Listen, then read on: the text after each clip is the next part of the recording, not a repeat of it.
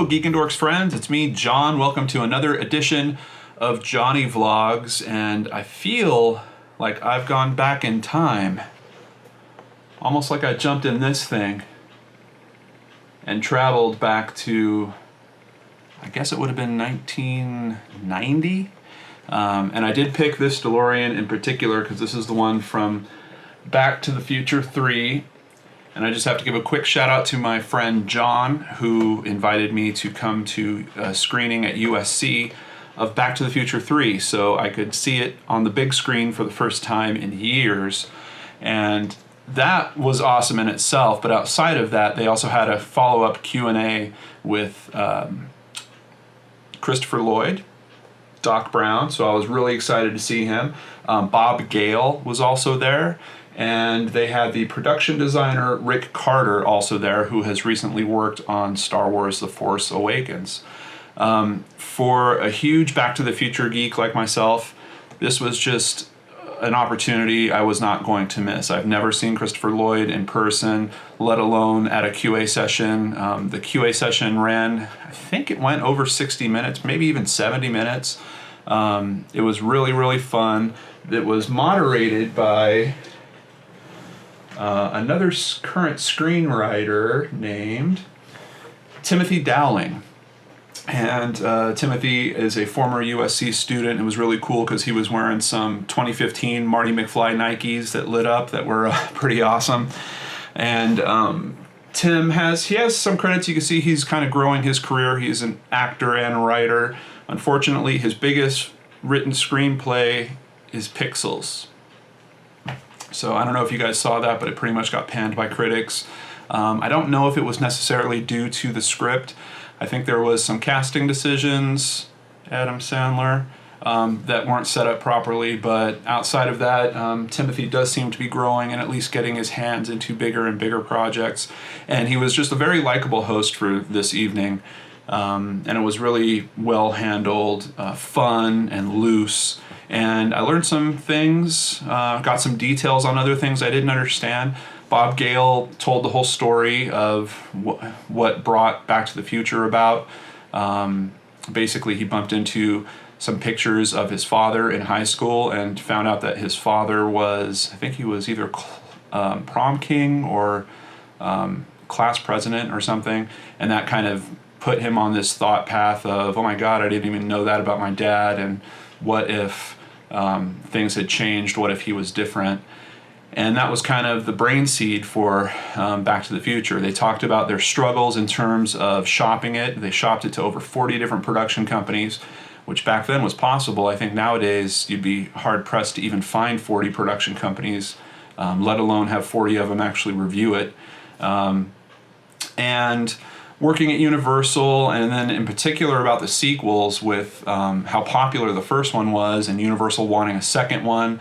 And basically while they were in the writing process, they just couldn't get a second movie to fit right. They tried like a 2.5-hour version, and it didn't work right because they were introducing a bunch of new characters halfway through it. So essentially they pitched it back to Universal as, we can give you 2 and 3 and we'll save a bunch of money on production by doing them together. And that kind of started a process that we've seen used in Hollywood a few times. You know, I think the Lord of the Rings trilogy, if I remember correctly, shot some of the films together. Might have happened in Harry Potter too, if I recall properly. But just an awesome, awesome night, especially for such a big Back to the Future fan. It was great seeing the DeLorean on the big screen. There is just so much visual detail to take in that even, I mean, I've got like, I think a 55-inch in my living room or something. It's much different when the film is just blown up on a huge screen. And it was great that Christopher Lloyd was at that viewing because, of course, Back to the Future 3 is heavily centered on Doc Brown. As a matter of fact, you can almost look at the first movie as being Marty McFly's story, the second movie being a continuation of Marty's family story, but then really shifting into his relationship with Doc Brown. And then the third one is almost like Doc Brown is moving away from Marty in terms of falling in love with someone else. There's a couple scenes in particular where it really struck me last night that they're demonstrating what sometimes happens to close friends. You know, you can have a best buddy, maybe a wingman, you might call him, that you spend all your time with, and then all of a sudden, if one of you gets involved with someone else, you know, a woman comes into the scene, the two bros kind of get broken up a little bit, and that is pretty well demonstrated in Back to the Future 3. Of course, they also added the arc of Marty's personal development, where he is not going to run into situations just because someone is calling him chicken, which was a little personal character development. But largely, Back to the Future 3 is about Doc Brown conquering that other great mystery of the universe, as he said, women. So, very cool. There was also a great laugh. I don't know if you guys know this. You can find some YouTube videos on it, but when Doc comes back at the end of the movie, slight spoiler alert in case you hadn't seen it, which was a great thing. There was like more than half the audience had not even seen this movie. It was really fun to watch it with a fresh audience like that. But here's a spoiler. Doc Brown comes back at the end of the movie in a time travel train, and, oh, hi Gary. And one of his children that he has had with his new love, Clara, kind of does this weird motion at the camera and then points at his penis. So it was funny because a small section of the audience laughed really loud at that moment, and I think a lot of the audience didn't understand it because it's really not in the foreground. You have to kind of look for it. But it was there. I was waiting too. I was like, is it really? I mean, this is especially on the big screen, that should be really noticeable, but apparently only the insiders kind of noticed it. Other information that came out during the Q&A, the picture of Biff in Back to the Future 2, the kind of painted self-portrait, that was directly inspired by Donald Trump. So there had been some rumors that the whole Biff character in the alternate 1985 was inspired by Donald Trump. Bob Gale shied away from that, but he did say the picture in particular definitely was a direct inspiration from Donald Trump. It's interesting because the moderator, Timothy Dowling, also had some cracks about Donald Trump, and they didn't seem to go over with the audience too well.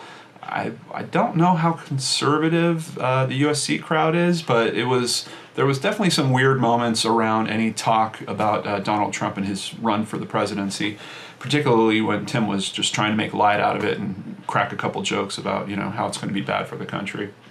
So, I'm trying to remember, there was a couple of points I wanted to share with you guys. Oh, Christopher Lloyd talked about the first time he received the Back to the Future script, and it wound up in the trash. Luckily, he had a girlfriend at the time that reminded him about his kind of motto for finding acting work and dealing with acting work, which was he promised that he would look at every single offer in depth.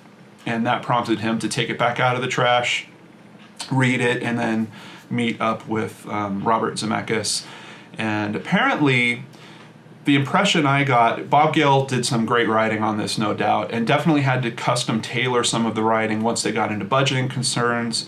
There was this neat story about the original way that they wanted to get the DeLorean back from 1955 in the first movie was to drive it onto a nuclear testing facility, and that's how they were going to capture the energy instead of the lightning strike. But they had to cut $1 million from the budget, and basically they looked at that scene and said, you know what, we need to do something on existing sets that we already have, and that's where the whole idea for the lightning bolt striking the clock tower comes in, which just in terms of meaning in the story, a lightning bolt striking a clock in a time travel story is just a slick and brilliant piece of writing. And I think it's ultimately a little more creative than even driving onto a nuclear testing facility that is, might have been cool in terms of how it looked and how they could have shot it, but in terms of meaning and applying that to this story, that clock, the town center clock and the town center became such an important, it's like the spine of the movie and the whole series. So it was really cool to hear how that came about. So Christopher Lloyd, they also asked, was anyone else considered for the role of Doc Brown? And it was pretty interesting. I heard that Malcolm from Jurassic Park, yes, Jeff Goldblum, was actually the other main consideration for Doc Brown. See how excited Gary gets about Back to the Future? which I thought would have been an interesting casting choice. Would have probably worked pretty good.